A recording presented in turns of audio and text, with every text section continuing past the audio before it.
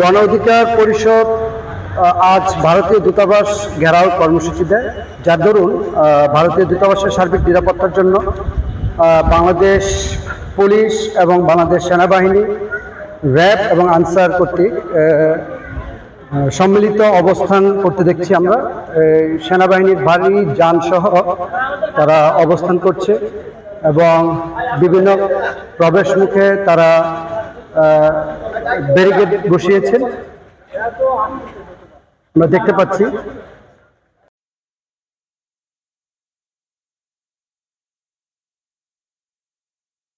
আমরা ভারতীয় দূতাবাসে আরেকটি গেটের সামনে বাংলাদেশ সেনাবাহিনী এবং বাংলাদেশ পুলিশের একটি শক্ত অবস্থান দেখতে পাচ্ছি।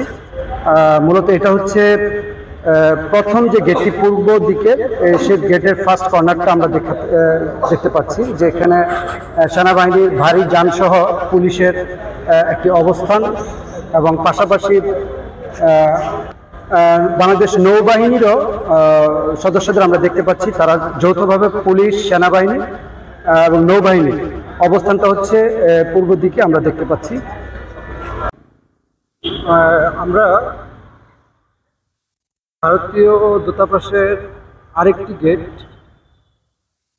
সেদিকে যাচ্ছি, অর্থাৎ রাস্তার পশ্চিম দিকে যে গেটটি সেদিকে যাচ্ছি। সেখানে আমরা দেখছি কড়া পাহারায় আছে র্যাব।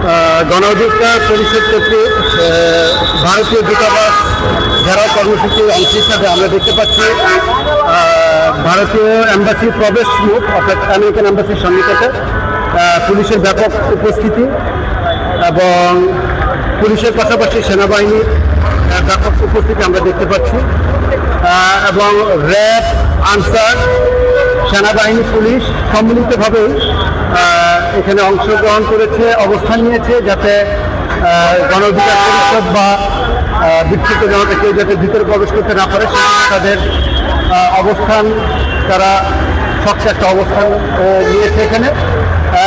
সেখানে আমরা পাশাপাশি দেখেছি পুলিশের পাশাপাশি র্যাব, বাংলাদেশ সেনাবাহিনী এবং আনসার সম্মিলিতভাবে অবস্থান নিয়েছে, যাতে কোনো একটি অনাকাঙ্ক্ষিত ঘটনা এখানে ঘটতে না পারে।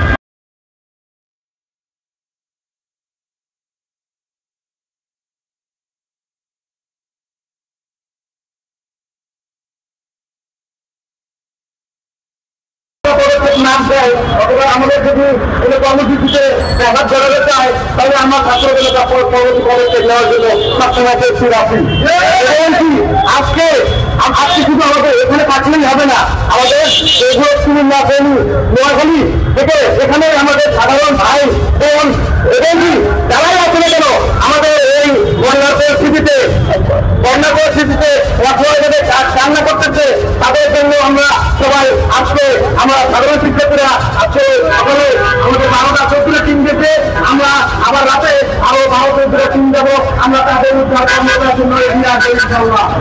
এবং কি আপনারা আমাদের সাহায্য করবেন এবং আপনাদের সাহায্যে হাত দিয়ে আমরা আমাদের সাধারণ মানুষের সেবা মূল্য করবো। এরপরে আমরা এখন আমাদের কর্মসূচি পদক্ষেপ সাধারণ শিক্ষার্থীর পক্ষ থেকে আমরা চিঠি আমাদের যারা